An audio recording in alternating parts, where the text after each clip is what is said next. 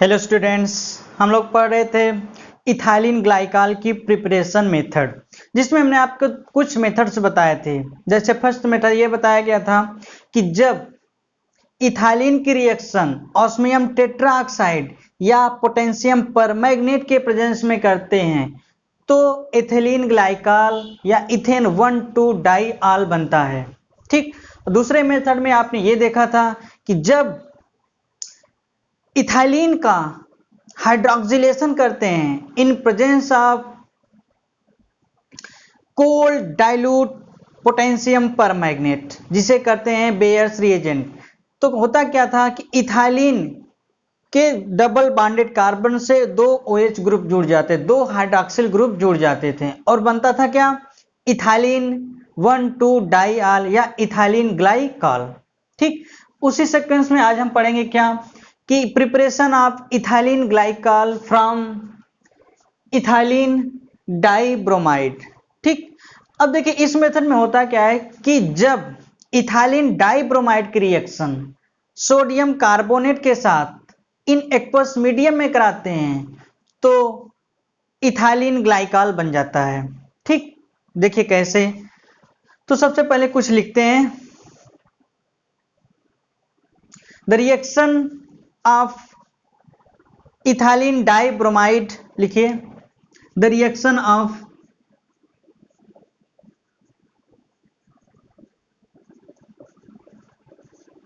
the reaction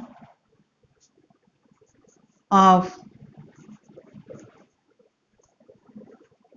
ethylene dibromide, ethylene dibromide. Ethylene जो dibromide होता है उसका क्या फार्मूला होता है, CH2 ब्रोमीन CH2 ब्रोमीन। ठीक, यानी कि दो CH2 से दो ब्रोमीन जुड़े होते हैं, यानी कि the reaction of ethylene dibromide with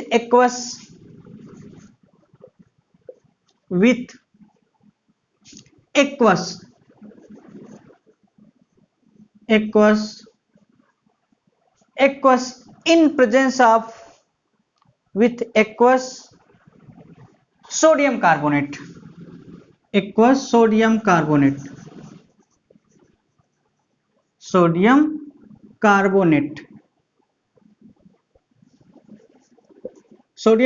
का क्या फार्मूला है, Na2CO3। कहने का मतलब कि जब इथाइलिन डाइब्रोमाइड का एक्वस सोडियम कार्बोनेट से रिएक्शन करते हैं तो इथाइलिन ग्लाइकॉल बन जाता है, यानी कि the reaction of ethylene dibromide with aqueous sodium carbonate gives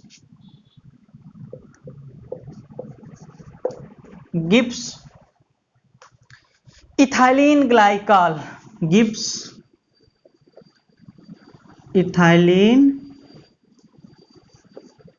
glycol.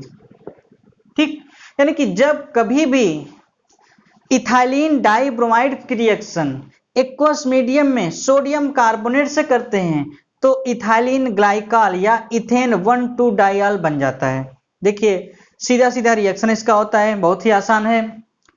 जैसे क्या, CH2Br।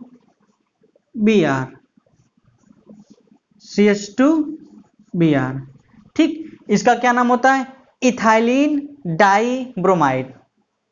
इसका क्या नाम होता है, इथाइलिन डाइब्रोमाइड।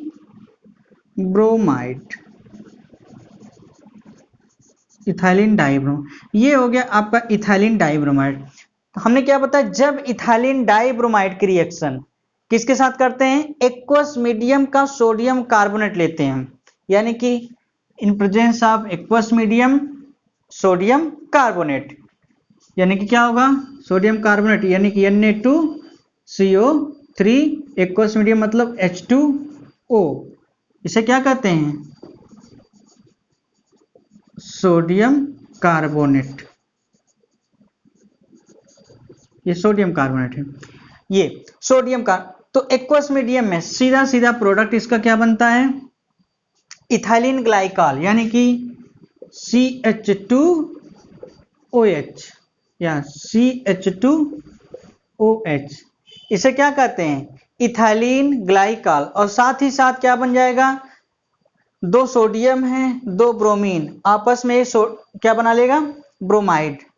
ठीक, क्या बन जाएगा? 2NaBr, दो मॉलिक्यूल सोडियम के ब्रोमाइड बन जाएगा। ठीक, साथ ही साथ क्या बन जाएगा?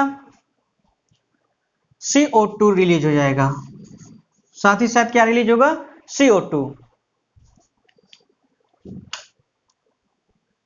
देखिए होता क्या है कि जब कभी हमने क्या बताया, जब कभी इथाइलिन डाइब्रोमाइड की reaction sodium carbonate aqueous medium में करते हैं तो इथाइलिन ग्लाइकॉल, इसका क्या नाम होता है? Ethylene glycol. इथाइलिन ग्लाइकॉल, इसका अगर आईयूपीएसी नाम बताएं, ये जनरल नाम, आईयूपीएसी नाम क्या होगा? दो कार्बन के रूट वर्ड है 1 2, तो क्या लिखेंगे? इथ, सब सिंगल बॉन्ड क्या लगा देंगे? एन, और दोनों हाइड्रॉक्सिल ग्रुप की पोजीशन क्या है? पहले और दूसरा, तो 1 2 डाई आल। तो ओवरऑल इसका ये आईयूपीएसी नाम हो जाएगा इथेन 1 2 डाई आल। देखो सीधा सीधा इसका जो दोनों ब्रोमाइड है, इसके दोनों सोडियम से रेड बना लेगा, सोडियम का ब्रोमाइड। यहां से एक निकल जाएगा क्या? ऑक्सीजन का मॉलिक्यूल CO2, एक ऑक्सीजन एटम बचेगा, और H2O में दो हाइड्रोजन एक ऑक्सीजन होता है, और एक ऑक्सीजन यहां से आ जाएगा तो दो OH ग्रुप बन जाएंगे, दो हाइड्रॉक्सिल ग्रुप जनरेट हो जाएंगे, दोनों हाइड्रॉक्सिल ग्रुप आके यहां ऐड हो जाएंगे। तो इस तरह से क्या बन जाएगा? इथाइलिन ग्लाइकॉल बन जाता है। ठीक, तो यानी कि जब कभी भी इथाइलिन ग्लाइकॉल का बनाना हो तो हम सबसे बेस्ट मेथड क्या है कि इथाइलिन डाइब्रोमाइड की रिएक्शन सोडियम कार्बोनेट से इन प्रेजेंस ऑफ एक्वस मीडियम में कर देते हैं तो सीधा सीधा इथाइलिन ग्लाइकॉल या इथेन 1 2 डाइऑल बन जाता है। ठीक, चलिए अब हम अगले प्रिपरेशन मेथड की तरफ बढ़ते हैं।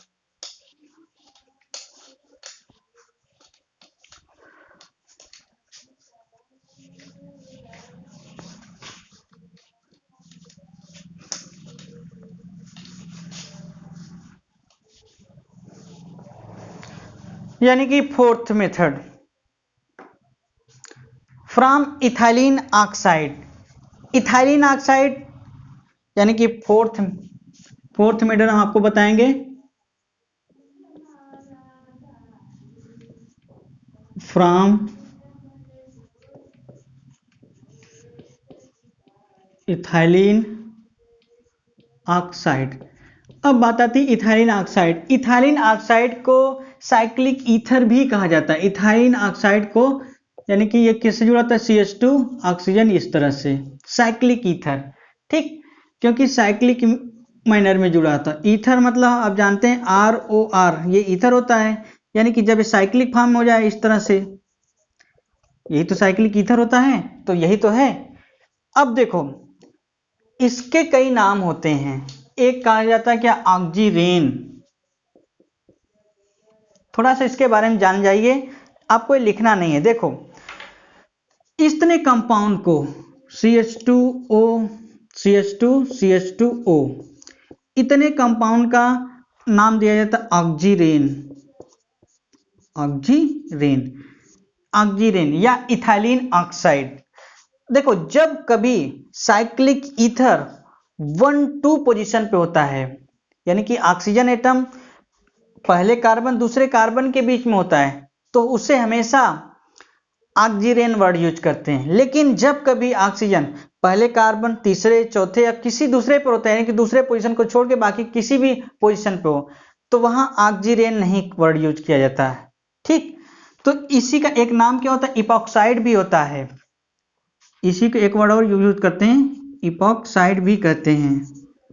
ठीक, जैसे देखिए ये कोई अगर कंपाउंड हो CH3 CH2 जैसे CH और ये CH2,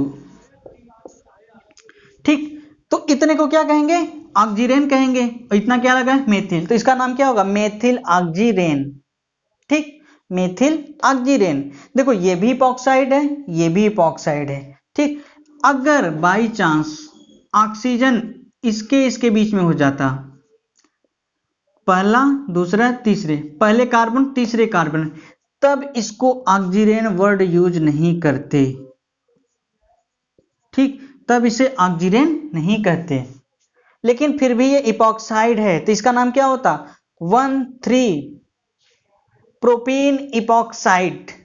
ठीक, लेकिन फिर भी इपॉक्साइड है ये, लेकिन ऑक्सीजन नहीं है, ये याद रखिएगा। अब देखो होता क्या है कि जनरली इपॉक्साइड बनाते कैसे हैं? जब कभी एल्कीन की रिएक्शन ऑक्सीजन के साथ इन प्रेजेंस ऑफ सिल्वर के मेटल के साथ रिएक्ट कराते हैं तो इपॉक्साइड बन जाता है। ये तो इपॉक्साइड बनाने का तरीका था। मतलब जब कभी एल्कीन की रिएक्शन ऑक्सीजन के साथ इन प्रेजेंस ऑफ सिल्वर से कराते हैं तो इपॉक्साइड बनता है। ठीक, ये तो इपॉक्साइड बनाने का तरीका था। चलिए अब हम आपको बताएंगे इथाइलिन ग्लाइकॉल, इथेन 1,2 डाइऑल इससे कैसे बनता है। ठीक, देखो जब कभी भी इथाइलिन इपॉक्साइड से इथेन ग्लाइकॉल या इथाइलिन 1,2 डाइऑल बनाना हो तो सबसे बेस्ट मेथड क्या होता है कि इसका एसिडिक मीडियम में हाइड्रोलिसिस कर दिया जाए। ठीक, वाटर के प्रेजेंस में हाइड्रोलिसिस कर दिया तो आसानी से इथाइलिन 1,2 डाइऑल बन जाता है। ठीक, कैसे बनेगा चलिए अभी हम बताते हैं आपको। तो सबसे पहले स्टेटमेंट लिखिए, the reaction of ethylene oxide with water, the presence of the reaction of ethylene oxide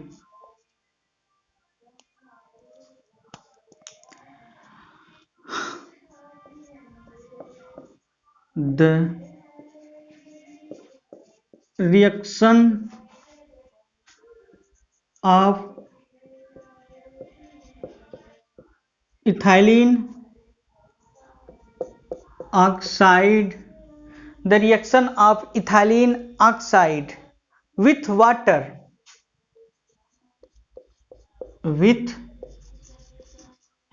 यानी कि H2O with water in presence of H2SO4,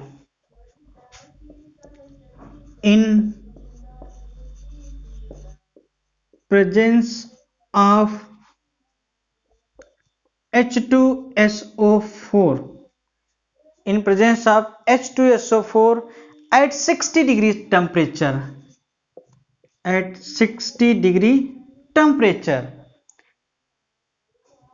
it gives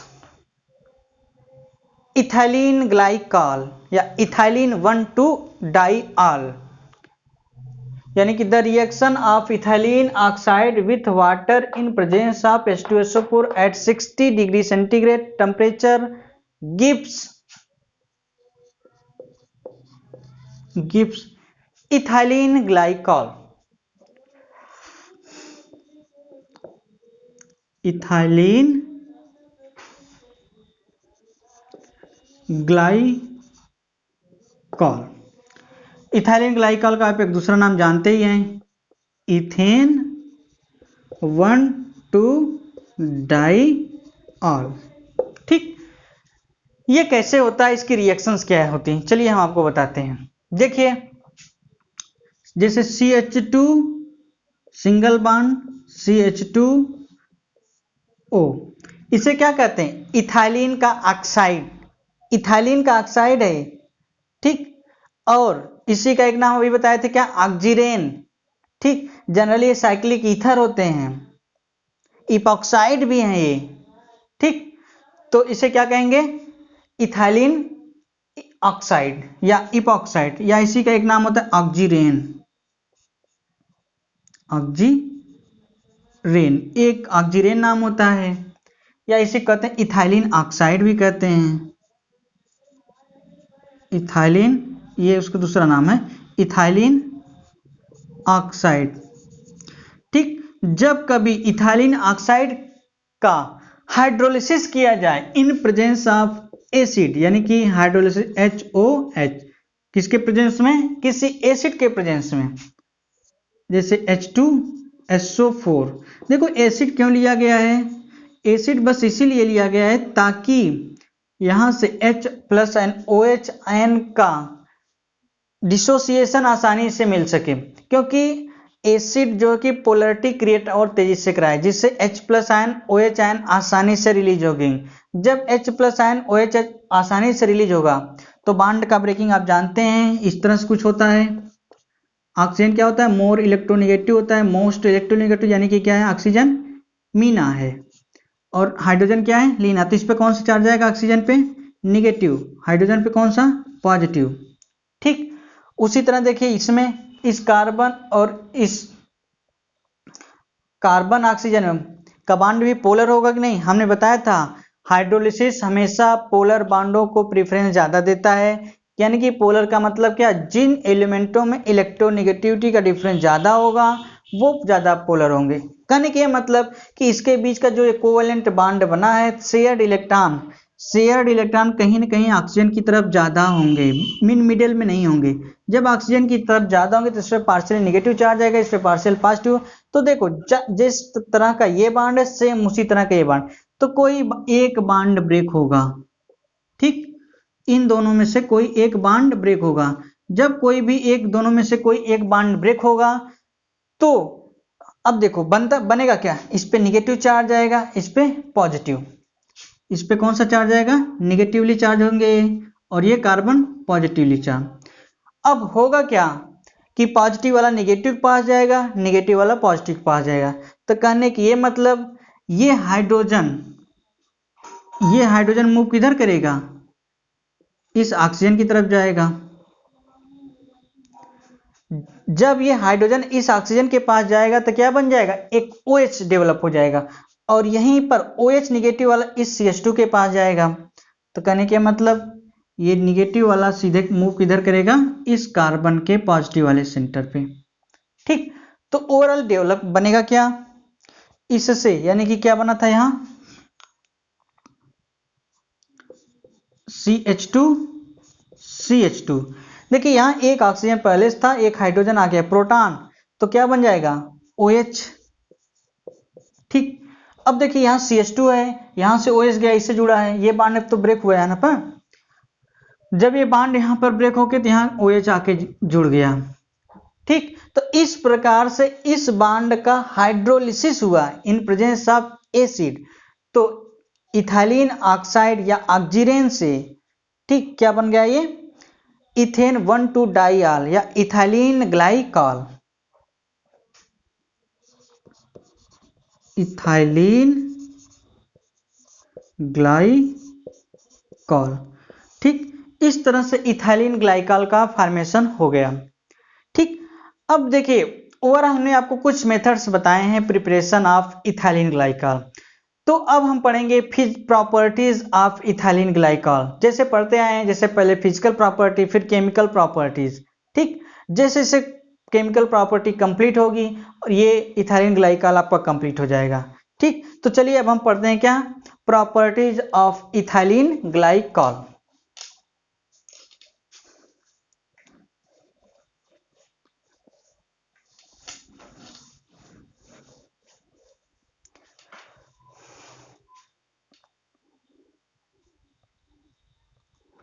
properties of ethylene glycol.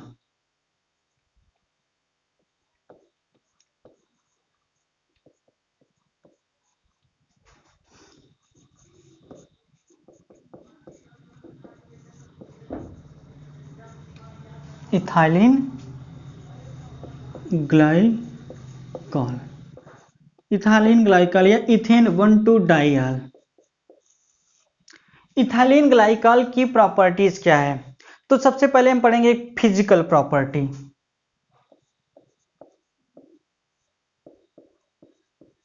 Physical property आपको बताया गया था, physical property में क्या पढ़ते हैं,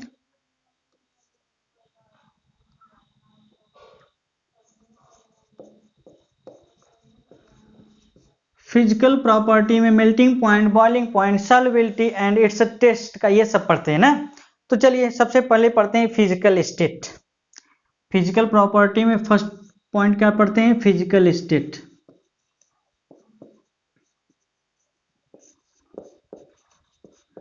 फिजिकल स्टेट देखिए इथिलीन जो ग्लाइकाल है या इथेन 1,2 डाइआल है, वो क्या होता है, इसका जो नेचर होता है विस्कस लिक्विड होता है। विस्कस मतलब थोड़ा सा जेली लाइक लिक्विड होता है ना, तो क्या कहेंगे, ethylene glycol is viscous liquid.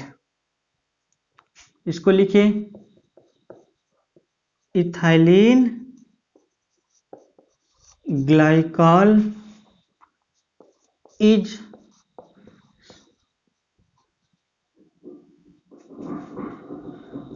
Viscous liquid. ठीक, ethylene glycol viscous jelly like vaseline like liquid होता है। ठीक, चलिए दूसरी प्रॉपर्टी। अब हम दूसरी प्रॉपर्टी पढ़ेंगे। दूसरी प्रॉपर्टी इसका ऑर्डर मतलब इसका स्मेल इसका कैसा होता है, जो देखो ऑर्डरलेस एक प्रकार का इथिलीन जो होता है वो स्पेसिफिक कैरेक्टरिस्टिक स्मेल रखता है ना, तो एक तरह से कहते हैं हल्का सा माइन्यूटली ऑर्डर होता है, कोई स्पेसिफिक कैरेक्टर होता है इसका। ठीक, तो पहले ऑर्डर लिखिए, order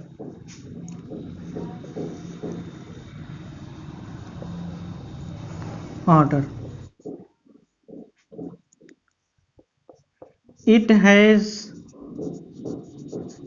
characteristic order,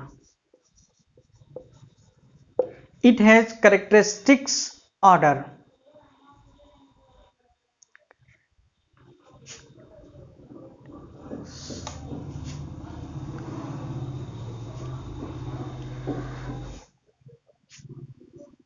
it has characteristic order मतलब इथिलीन ग्लाइकल का स्पेसिफिक एक ऑर्डर होता है।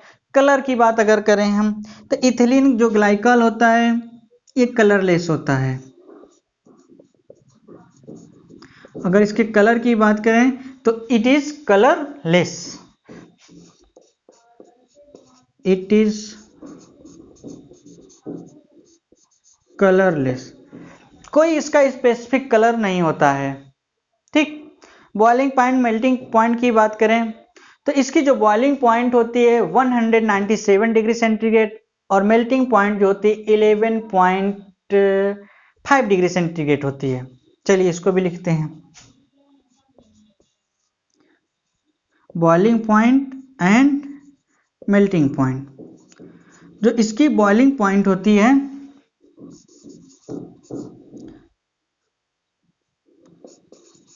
its boiling point is 197 degree centigrade and melting point is 11.5 degree centigrade. ठीक, कहने के मतलब कि ये बॉयल 197 डिग्री सेंटीग्रेड पर होता है। मेल्ट कब होने लगता है, क्योंकि स्लाइटली विस्कस होता है ना, viscous solid like jelly like होता है, तो लगभग 11.5 डिग्री सेंटीग्रेड पे ये आसानी से मेल्ट होने लगता है। ठीक, सॉल्युबिलिटी की बात करें, अब देखो ये इंपॉर्टेंट पॉइंट है सॉल्युबिलिटी।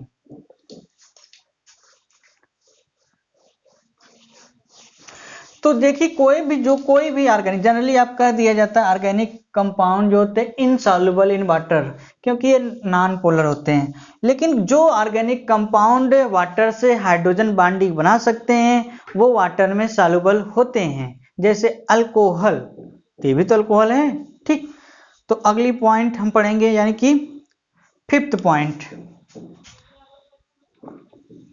सॉल्युबिलिटी।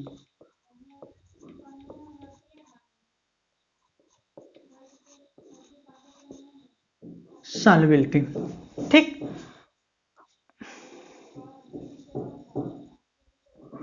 तो क्या बताया यही जाता है कि इथिलीन ग्लाइकल इज मिसिबल होते हैं, वाटर सॉल्युबल होते हैं। ठीक, वाटर सॉल्युबल होते हैं और एथिल अल्कोहल में भी सॉल्युबल होते हैं। क्यों? क्योंकि ये वाटर के मॉलिक्यूल के साथ एथिल अल्कोहल के मॉलिक्यूल आसानी से हाइड्रोजन बॉन्डिंग बना पाते हैं।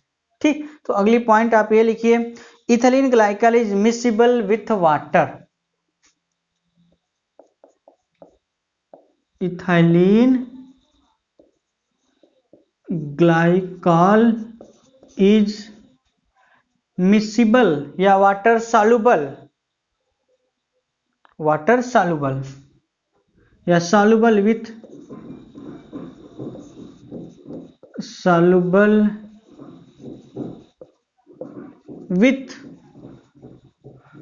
वाटर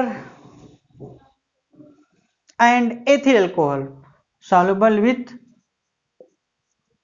वाटर मतलब H2O and ethyl alcohol.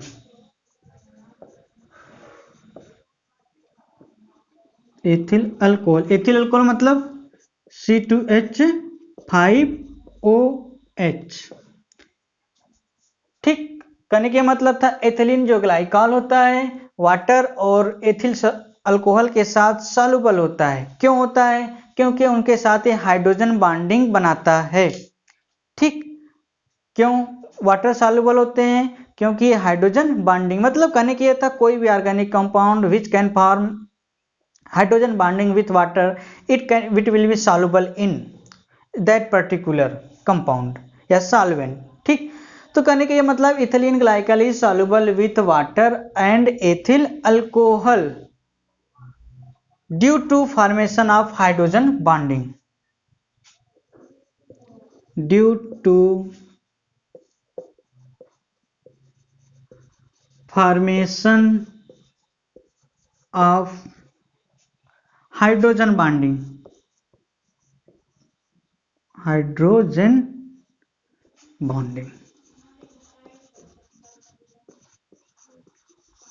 Hydrogen bonding.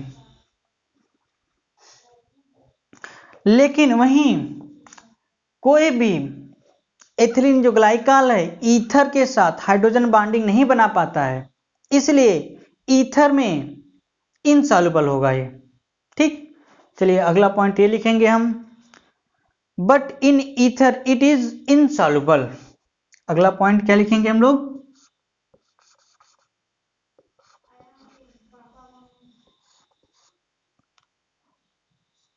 But in ether, ether का मतलब ROR मतलब ऑक्सीजन से की दोनों वैलेंसी अगर एल्किल ग्रुप से सेटिस्फाइड होगा तो वो ईथर होगा। ठीक, but in ether it is insoluble, it is insoluble, ये आसानी से उसमें घुलता नहीं है। ठीक, बिकॉज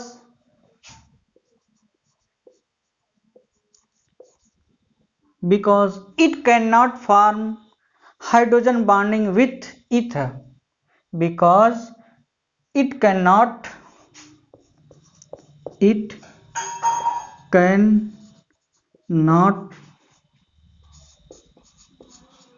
form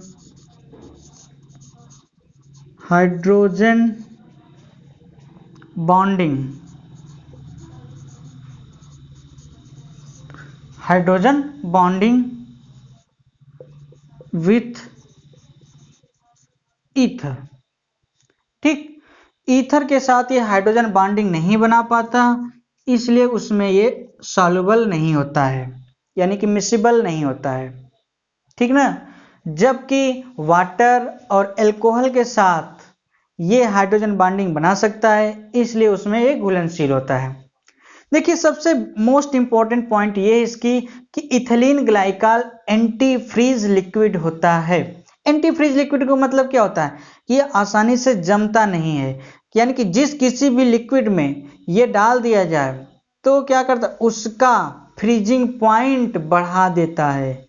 ठीक, उसका फ्रीजिंग पॉइंट बढ़ा देता है, तो इसका यूज एंटी फ्रीज लिक्विड के फॉर्म में भी करते हैं। होता क्या है कि जो पेट्रोकेमिकल्स होते हैं पेट्रोलियम में भी इसका ऐड करते हैं। कहाँ पे? जहां पे बहुत ज्यादा ठंडी होती है, क्योंकि देखो जहां बहुत ज्यादा ठंडक कड़ाके की सर्दी रहेगी तो आसानी से पेट्रोल जमेंगे ना, और क्या करेगा, इसलिए क्या करेगा उसमें अगर इथिलीन ग्लाइकॉल डाल दिया जाए तो उसका जमने का रेट थोड़ा कम हो जाएगा, तो जिससे पेट्रोल इंजन तक जाता रहेगा। ओवरऑल क्या है, उसके फ्रीजिंग पॉइंट को बढ़ा देता है। ठीक, तो इसका बेस्ट यूज क्या है, ethylene glycol is used as anti freeze liquid. चलिए इसको लिख लीजिए। अगला पॉइंट क्या है, 6, ethylene glycol, ethylene glycol used as anti-freeze liquid, anti-freezing liquid या anti-freeze liquid।